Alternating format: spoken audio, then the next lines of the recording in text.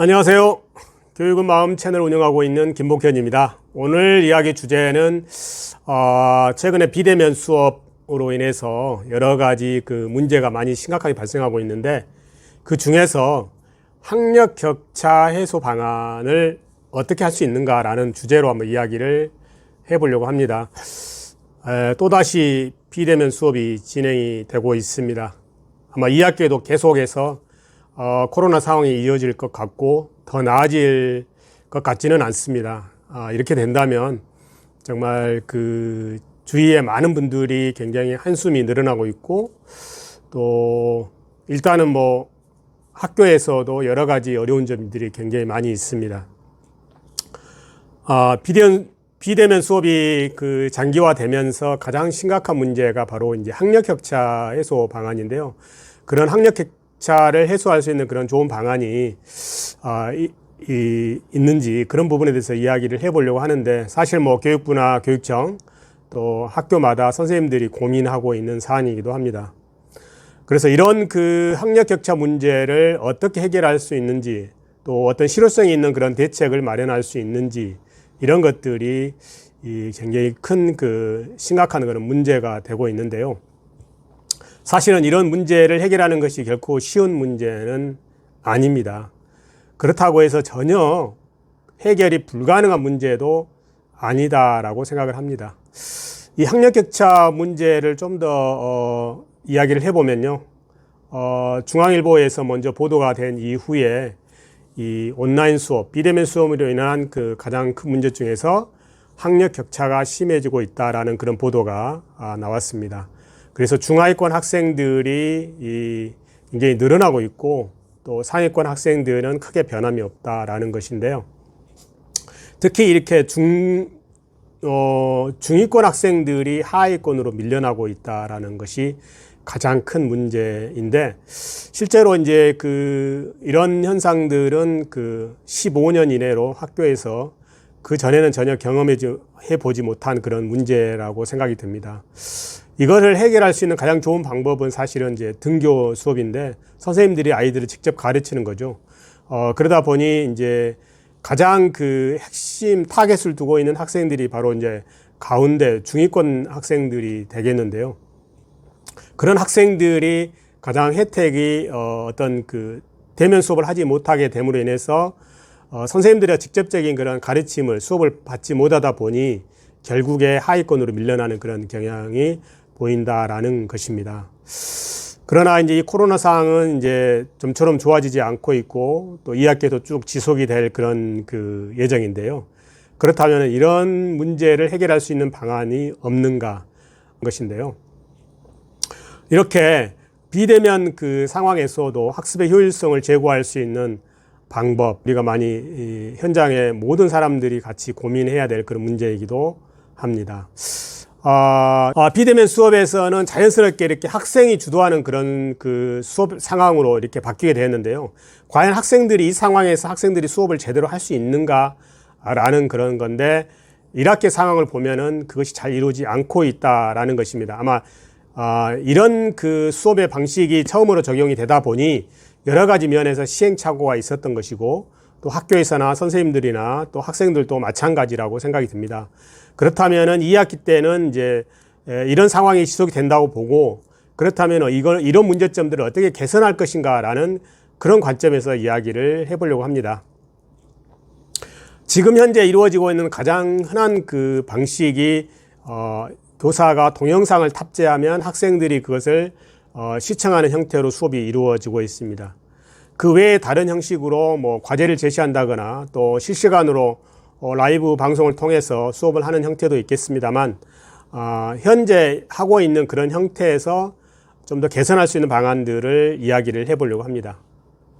그래서 교사의 역할은 학생들에게 학습에 대해서 안내를 하고, 또 거기에 맞는 그런 동영상을 탑재를 해서 학생들이 이렇게 영상을 시청하도록 하고, 또 학생이 출석을 했는지, 또 학생이 학습을 했는지, 이런 것들을 이제 확인하는 그런 과정으로 진행이 되고 있습니다. 그런데 문제는 이런 온라인 수업을 학생들이 제대로 수업을 참여를 하지 않는다라는 그런 것인데요. 학생들이 동영상을 틀어놓고 유튜브를 본다거나 또 게임을 한다거나 하는 것들이 다반사라는 것이고, 사실은 학부모님들도 이런 부분에 대해서 염려를 하고 있다라는 것입니다. 실제적으로 이제 그 등교 계약을 했을 때 학생들이 이 어떤 그 학습했던 그 결과들을 이렇게 쭉 평가를 해 보니 선생님들이 전혀 학습이 이루어지지 않았다라는 것들을 파악을 하게 됐고, 그래서 등교 계약을 하면서 그동안의 어떤 그 것들을 다시 한번 교사가 가르쳐야 되는 그런 상황으로 이루어진 걸로 알고 있습니다. 이러한 수업 방식이 결코 이제 학습이 잘 이루어지지 않고 있다라는 거. 특히 이제 자기 이런 주도적인 학습의 어떤 그런 것들이 이 상위권을 제외하고서는 중위권이나 하위권 학생들은 일종의 어떤 방치가 되고 있는 그런 상태다라는 것인데요. 실제적으로 상위권 학생들은 큰 문제가 없는 것이, 상위권 학생들은 어떤 상황에서도 공부를 할 수 있는 의지와 또 그런 실제로 그런 공부를 자기 스스로 자기도 주도적으로 학습을 할 수 있는 그런 능력을 가지고 있는데, 자, 문제는 그러면은 이 중하위권 학생들이 어떻게 학습에 참여할 수 있도록 하고 학습의 효율성을 높일 수 있도록 하냐 하는 것인데요. 그 방법은 이제 그 학생들이 이런 교사들이 이런 그 중하위권 학생들의 어떤 학습의 그런 것들을 좀 더 철저하게 관리를 하는 그런 방법이다라는 것입니다. 그렇다면 어떻게 이 학생들을 수업에 참여할 수 있도록 잘 관리를 하느냐 하는 것이 이제 문제가 되겠는데요. 교사는 기존의 동영상 자료를 활용해서 이제 탑재를 하게 됩니다. 뭐 EBS라든가 e학습터 이런 그 자료, 또 그 밖에 다른 뭐 유튜브에 있는 좋은 자료라든가 이런 것들을 활용해서 영상을 이제 탑재를 하게 됩니다. 물론 여기도 이제 교사가 스스로 영상을 뭐 제작할 수도 있겠습니다. 그러나 여기에서 교사의 역할은 영상을 제작하는 그런 것보다는 학생들을 어떻게 효율적으로 관리를 해서 학생들의 학습의 효율성을 높이냐라는 데 관심을 초점을 두고 이야기를 하려고 합니다. 이렇게 이제 교사가 영상을 안내를 하게 되면 이제 교사의 역할은 그런 학생들이 어떻게 수업에 잘 참여할 수 있도록 이제 관리를 하는 건데요.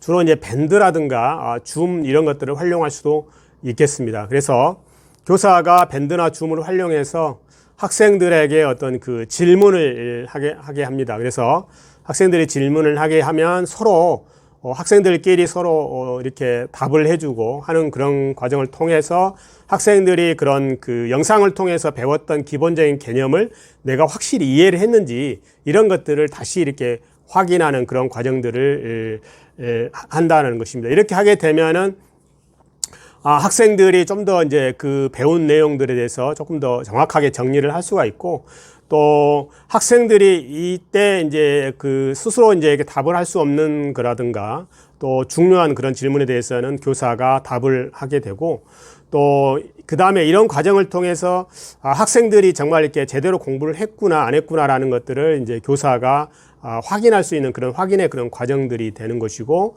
또 이런 그 학생들이 서로 이렇게 소통하는 그런 과정을 통해서 또 자연스럽게 또 배움이 일어난다라는 것입니다.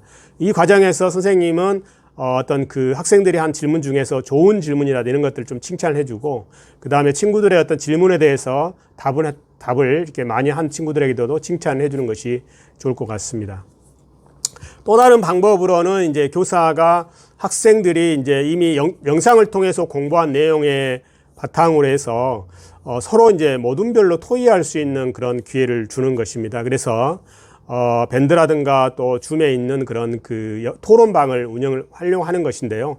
학생들끼리 이제 교사가 지정해서 모둠을 정해서 토론을 할 수 있게 하고, 또 학생들이 어떤 때에 따라서는 학생들이 스스로 모둠을 만들어서 자기들이 이제 주제에 따라서 관심 있는 주제에 들어가서 토론을 할 수 있는 그런 형태로 토론을 하는 것입니다. 이렇게 모둠 활동을 통해서 어떤 그 교사가 문제를 해결할 수 있는 형태로 이제 이렇게 과제를 제시할 수도 있겠고요. 어떤 주제에 대해서 서로 상호 토론이 이루어질 수 있도록 이렇게 하는 방식으로 진행이 되면 좋겠습니다. 그리고 나서 학생들이 모둠 활동으로 이루어진 어떤 그런 활동의 결과를 전체 학생들 앞에서 이렇게 누가 발표를 할 수도 있도록 해가지고 전체 공유를 하고, 그 다음에 그거에 대해서 다른 학생들은 잘된 점이라든가 또 그에 관련된 그런 덧붙여서 보충할 점이라든가 이런 것들을 서로 이렇게 함으로 인해서 학생들 상호 간의 어떤 그런 소통이 모둠 안에서도 이루어지만 또 전체 안에서도 이렇게 활발하게 이루어질 수 있는 그런 기회를 준다라는 것입니다.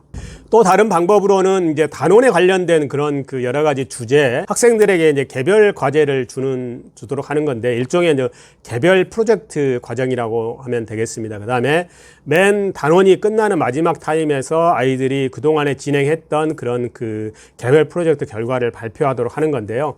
이때 이제 담임 선생님이 이제 학생들에게 어떤 그 단원에 관련된 주제를 한 가지만 주는 것이 아니라 여러 가지를 주어서 그 다음에 학생들이 스스로 그걸 선택할 수 있도록 하고, 또한 단원과 관련된 그런 주제를 학생들이 스스로 만들어서 이렇게 그 개별 프로젝트를 진행하도록 하는 것도 좋을 것 같습니다. 그 다음에 이제 그 개별 프로젝트를 발표하는 방법에 있어서도 뭐 여러 가지 다양한 형식을 연극이라든가 아니면은 뭐 발표라든가 아니면은 뭐 그다음에 이야기라고 한다든가 뭐 다양한 방식으로서 학생들이 할 수 있도록 이제 허용을 해주게 되면, 이런 활동을 통해서 학생들이 무엇보다 재미있게 활동을 참여를 할 수가 있고, 또 그동안의 단원을 통해서 공부했던 내용들을 좀 더 정리를 하고 그런 것들을 실생활에 적용할 수 있는 내재화시키는 그런 단계로 이루어지기 때문에 굉장히 의미가 있다라고 생각합니다. 이제 특히 우리가 관심을 가져야 될 부분이 이제 하위권 학생들, 저 기초 부진 학생들을 포함해서 교과 부진 학생들을 대상으로 해서 교사가 이제 개별 지도를 하는 것인데요. 이때 뭐 가능하다면은 여러 가지 뭐 줌이라든가 밴드를 활용해서 라이브로 해서 학생들에게 직접적으로 아이들에게 그 가르쳐 주는 거, 이런 것이 가장 좋은 방법이 될 것이라고 생각이 되지만, 또 선생님이 나름대로 방법을 찾아서 어쨌든 간에 어떤 그 피드백을 통해서라도 학생들에게 어떤 이런 학생들을 중심으로 해서 개별 지도가 이루어져야 된다라는 것입니다. 그래서 학생들이 이제 이런 그 과정을 통해서 영상을 통해서 잘 이해하지 못하는 그런 학생들이나 좀 자기가 좀 내용을 이해하기 어려운 학생들이 이 과정을 통해서 담임선생님과 좀 더 직접적으로 이렇게 공부를 할 수 있는 그런 기회를 갖는다라는 것입니다. 그 다음에는 이제 학생들이 이제 이런 그 마지막 정리 단계에서 학생들이 공부한 내용들을 스스로 이렇게 친구들에게 말해보게 하거나, 또 백지에다가 이렇게 자기가 배운 그 내용들을 이렇게 쭉 이렇게 써보게 하는 그런 과정들이 중요하다고 생각합니다. 왜냐하면은 자기가 공부를 했는데 그 공부한 것이 제대로 됐는지 안 했는지를 스스로 파악할 수 있는 가장 좋은 방법이 상대방에게 설명을 하거나 또 백지에다가 한번 써본다라는 것입니다. 이렇게 하게 되면 내가 어떤 부분에서 부족하구나, 그래서 그런 부족한 부분들을 영상을 다시 한번 돌려보면서 보충을 한다거나, 아니면은 담임선생님에게 질문을 또는 친구들에게 질문을 통해서 그 문제를 해결함으로 인해서 완전하게 어떤 그런 그 공부한 내용들을 정리하고 이해한다라는 것입니다. 핵심적인 내용들은 뭐냐면, 지금 현재 되고 있는 그런 영상을 탑재하는 그런 것들을 아이들이 기본적으로 수행할 수 있도록 하고, 마치 이제 우리가 거꾸로 교실에서 진행하는 그런 방식으로 해서 진행을 하고, 그 다음에 활동들을 아이들이 서로 소통하고 서로 이렇게 어떤 그 활동들을 할 수 있는 그런 참여할 수 있는 기회를 선생님들이 마련해 주는 거, 이런 걸 통해서 학습의 효율성을 높이고 학생들의 어떤 그 학습에 대한 참여 이런 것들을 높여서 실제적으로 학습이 제대로 이루어질 수 있도록 하는 그런 과정들을 추가한다는 것이 핵심적인 아이디어가 되겠습니다. 이 과정에서 선생님들이 실제로 선생님을 적용을 해보면 더 좋은 아이디어가 나올 수가 있겠고, 또한 이런 것들은 이제 이런 부분은 가능하다, 그런데 이런 부분은 좀 불가능하다 해서 선택적으로 활용할 수 있는 방안들도 가능하다라고 생각이 듭니다. 뭐 가장 흔히 이제 할 수 있는 그런 것들이 지금 1대1 피드백인데요. 실제로 이제 그 선생님들이 전체 학생들을 대면 수업에서 했을 경우에는 이런 그 1대1 피드백이 굉장히 주어지기 어려운데, 이런 영상이나 또는 이런 그 온라인 수업 상황에서는 1대1 수업 피드백이 굉장히 효율적으로 잘 이루어지더라. 그리고 학생들도 그런 과정을 통해서 부족한 부분에 대한 어떤 그런 이해들을 충분히 할 수가 있고, 좀 더 구체적으로 질문을 통해서 모르는 문제, 어려운 문제들을 내용들을 이해할 수 있게 되는 그런 것들이 바로 온라인 수업이 가지고 있는 굉장히 좋은 장점이 아닌가라는 생각입니다. 여기에서 중요한 것은 선생님이 이제 선생님이 이제 그 학생들과 같이 소통하는 그런 과정을 통해서 학생들이 어떤 점을 어려워하고 또 어떤 방식을 더 선호하고 또 어떤 내용들을 중심으로 공부를 했으면 좋겠는지에 대한 그런 것들을 이제 서로 이야기를 해보는 과정에서 수업을 이끌어 간다면 훨씬 더 학생들의 어떤 그 적극적인 참여를 유도할 것이고, 그러게 되면 효율적인 그런 학습이 더 이루어질 것이라고 생각이 됩니다. 그 다음에 이제 그 가장 중요한 변수 중에 하나가 어떤 가정에서 어떤 그 학생들의 학습에 대해서 관심을 가지고 또 관리하고 학생들이 적극적으로 참여할 수 있도록 하고, 또 그 공부한 내용들에서 어떤 내용을 공부를 했는지 또 어떤 내용들이 어려워하는지 이런 것들에 대해서 부모님이 이제 어떤 그 학습의 상황이나 상태에 대해서 관심을 갖는 것이 굉장히 무엇보다도 중요하다고 생각이 됩니다. 그렇게 되면 담임 선생님이 학교에서 기울여지는 그런 노력들과 더불어서 가정에서 부모님들의 어떤 그런 협력이 이루어진다면은 학생들이 온라인 수업 상황, 비대면 상황에서도 학생들의 학습적인 그런 효율성이라든가 학습을 더 잘할 수 있게 되는 그런 그 좋은 그런 방안들이 마련될 수 있을 것이라고 생각합니다. 결론적으로 오늘 이야기의 내용들을 좀 더 요약해 보자면은, 그런 그 선생님이 기존에 가지고 있는 그런 영상을 가지고 학생들이 이 학습을 하게 하는 그런 것과 그것을 활용하는 것을 교사가 학생들이 어떻게 하면 더 소통할 수 있고 더 참여할 수 있는 그런 다양한 기회들을 마련해 준다라는 건데, 밴드라든가 줌을 활용해 가지고 학생들이 서로 소통하게 하고 서로 질문하게 하고 또 어떤 모둠을 형성해 가지고 모둠 내에서 어떤 토의가 이루어지도록 하고 문제가 이루어지도록 하고, 그걸 또 다시 전체적으로 공유하는 그런 과정을 통해서 또 상호 어떤 그런 그 소통들이 활발하게 이루어지도록 하고, 그 다음에 공부한 내용들을 스스로 정리를 해보고 다시 한번 되돌아보고, 중요한 것은 이 과정에서 좀 더 학습이 부진하거나 좀 더 어려운 학생들이 있을 경우에는 개인적인 피드백을 과정을 통해서라든가 개별적인 지도가 이루어지는 거, 이런 것들이 이루어진다면은 훨씬 더 학습의 어떤 효율성이 높일 수 있을 것이다 라는 것이고, 비대면 수업이 가지고 있는 그런 장점들과 더불어서 훨씬 더 학생들 어떠면은 학생들이 좀 더 선호하는 어떤 미래지향적인 어떤 수업의 형태로서 진행될 수 있을 것이다 라는 것이고요. 이런 방안의 하나로서 현재 블렌디드 러닝이라는 것들이 많이 이야기가 되고 있는데, 이와 같이 어떤 그 기존의 어떤 그 영상 자료를 활용하는 것과 더불어서 프로젝트 학습이라든가 또 모둠 활동이라든가 상호 통으론이라든가 또 이런 개별적인 그런 과제들을 이렇게 아이들이 수행할 수 있도록 줌으로 인해서 실제적으로 훨씬 더 현재 수업을 어떤 그 혁신할 수 있는 좋은 미래지향적인 수업이 이루어질 수 있는 좋은 계기가 될 수 있다라는 그런 것입니다. 아마 이 학기에도 아마 이런 상황들이 이제 계속이 될 것이고, 그렇다 보면은 이런 그 학력 격차의 문제가 계속 지속적으로 문제가 될 것이고, 그렇지만 결국에는 답은 현장에서 선생님들에 의해서 이런 문제가 해결이 될 수밖에 없다라는 그런 것이고요.